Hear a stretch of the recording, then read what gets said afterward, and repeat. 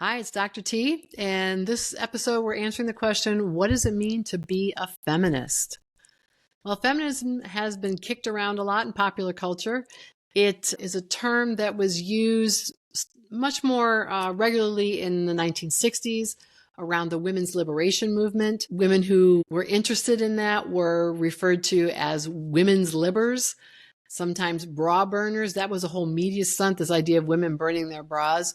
But once the idea got out there in the popular imagination, the women actually started doing it as a form of protest against what they felt was oppression or unfair treatment in the society at that time. In the 1990s, you get Rush Limbaugh using the term feminazis to describe women who call themselves feminists. Sometimes feminism has been referred to as the other F word. So essentially a lot of negative feelings around this term and what it stands for many people. When I'm asked what it means to be a feminist or what does feminism mean, I always refer to this button I had back in the 80s, which I wish I still had. I can't find it anymore. But it just said, feminism is the radical notion that women are people too. That's really it, right? This idea that we deserve access to everything that men have access to in terms of rights. So they're actually in our history in the United States here, there have been what we call three waves of feminism. The first one was the suffrage movement, which began in the 1800s and went through to the 1900s. The second wave was roughly from the 1960s to the 1980s, and then the third wave began in the 1990s. So the first wave was the suffrage wave where they were trying to get the right to vote. And most people know the names Susan B. Anthony and Elizabeth Cady Stanton, who were white middle-aged women working for suffrage to get women the vote. But of course, there are Black women working along with them on the suffrage movement and also working for civil rights for themselves and for Black men. So Frances Ellen Watkins Harper would be one of the prominent names there. And of course, the suffrage movement ends in 1920 when women get the right to vote in the United States. Feminism heats up again in terms of being part of the national consciousness in the 1960s. And a number of things, of course, the civil rights movement sparks this. There are a lot of women who are working in the civil rights movement alongside men who wanted to be their equals, and they were asked to type things and make coffee, and they didn't like that at all. There also were a number of writings that came out in the 60s that captured the public imagination. Simone de Beauvoir's The Second Sex was one of them. Betty Friedan's The Feminine Mystique was another. That was published in 1963. And she talked about how in the 1950s, which we often think of with some nostalgia, kind of a golden age of the family, one income could support most families, and men went to work and women stayed home and they took care of the kids, and communities were more closely knit. We had this feeling like the 50s were the high point of American family life. Not true for a lot of reasons, but that's outside the scope of our question for today. But what Betty Friedan talked about was how women were supposed to have it made. They've got their home in the suburbs, and she's talking most about white middle-class women here, of course. But they've got their home in the suburbs, a husband to support them, beautiful children, but they're not happy. What's wrong? They don't understand what's wrong. And she called this the problem with no name. And so this problem was that being a wife and mother wasn't enough for many women in terms of utilizing all of their talents and all of their gifts. Not to denigrate being a wife, not to denigrate being a mother. I am both of those things and proudly both of those things, but I am other things as well. And so that was this idea that the problem with no name was I'm not expressing all of who I am. I'm not using all of my talents in this role, this set of roles that I have right now. So this second wave focuses on things like sexual liberation, and the advent of the birth control pill really spurs this on, because now you can separate sexual activity from procreating. You have a more reliable method of birth control. But that's not all women are focused on. They're focused on equality of opportunities. So being able to get an education, being able to go to college, being able to go to professional schools like law school and medical school and so on. Opportunities in the workplace. So being able to get paid equally for a job that a man is also doing, or getting paid commensurate with the kind of jobs that men are doing. Also, women were very concerned about sexual harassment on the job, which was rampant in many employment situations. And then in public life, women were very hemmed in. Sometimes just getting married was enough to get you fired from your job. Getting pregnant would get you fired from your job.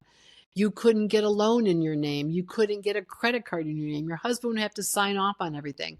So women wanted to be able to have the same kind of freedom that men did financially as well. So the third wave in the 1990s, roughly, this begins, is much more focused on diversity and understanding that there's a diversity in the feminine experience in the United States, in our identities and how we see the world, how we experience the world.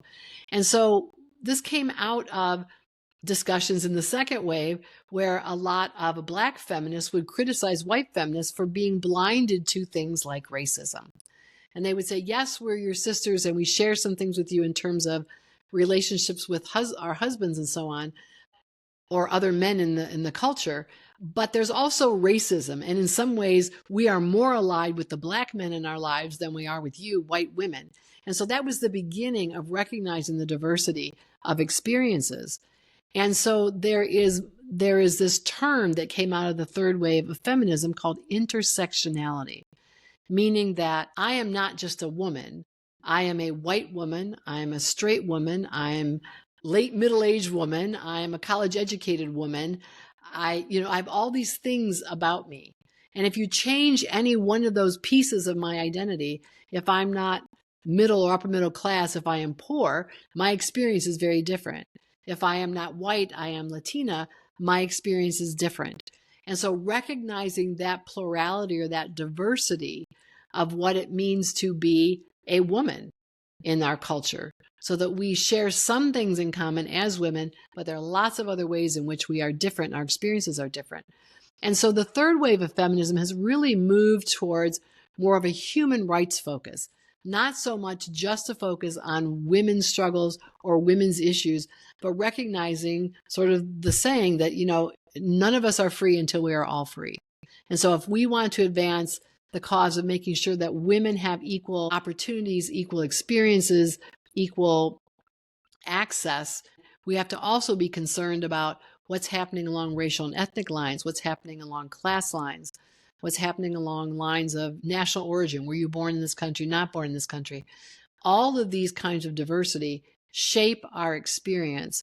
And so feminism is more of a social justice movement or social justice identity now than just being about, as a woman, I don't want to be treated as less than a man.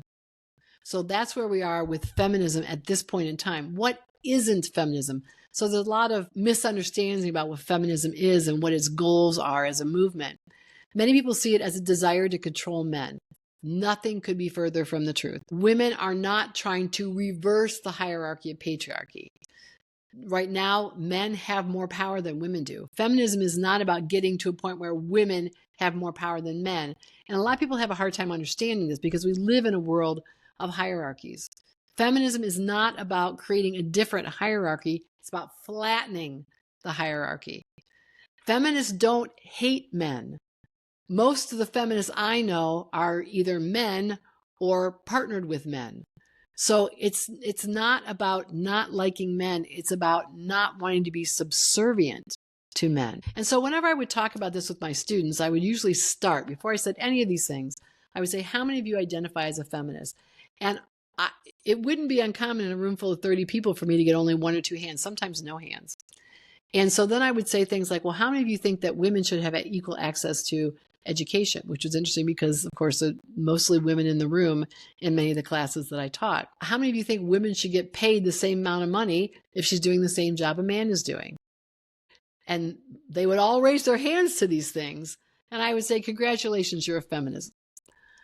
Feminism just means not accepting that women should have to be subservient to men simply because they are women. That this gender hierarchy that we have is unfair, unnecessary, harmful to both men and women. If you go back a couple episodes ago to how does masculinity harm men, it doesn't really serve any of us. So feminism is about creating a system that allows us all to be who we are and not to be punished or disempowered or put down because of who we are.